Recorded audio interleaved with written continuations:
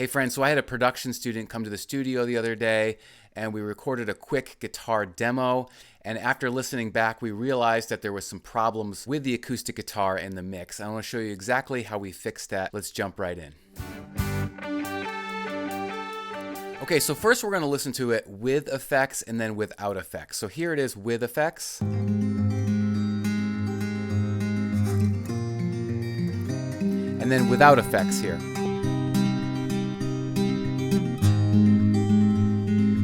So did you hear a difference? To my ear, the first version, the version without the effects, there was two problems. There was sort of a low end that was kind of muddy, and then there was this kind of place in the high end where it had this ringing that didn't sound very pleasant. So the way that we fix that is with EQ. Here is the EQ. By the way, I'm in Studio One and this is the Pro EQ. And here are the two places that we found. One here in the upper end and then the muddiness down in the lower end. So what you can do is as you're playing it, scroll around and find the frequency that doesn't sound good.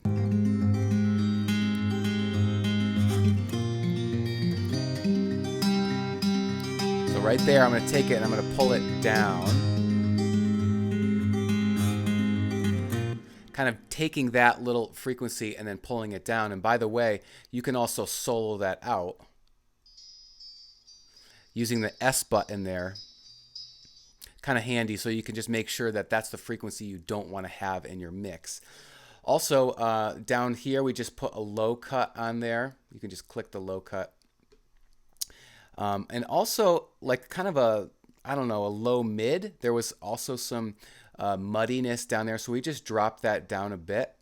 And again, you can solo that out.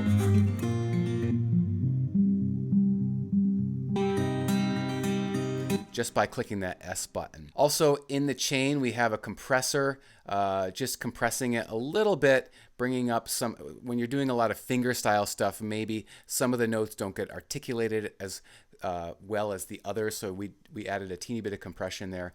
Also some room reverb, and not a lot. And then again at the end of the chain, another Pro EQ, just making sure that the low end didn't get too muddy after adding the reverb.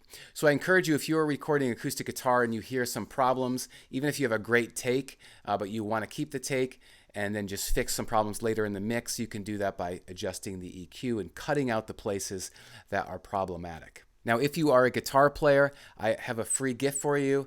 It's a great guitar tone checklist. What it is, it's an overview of how to get a great guitar sound, specifically with electric guitars, using your own current gear. You can get that by clicking the link in the description below, and I'll see you on the next video.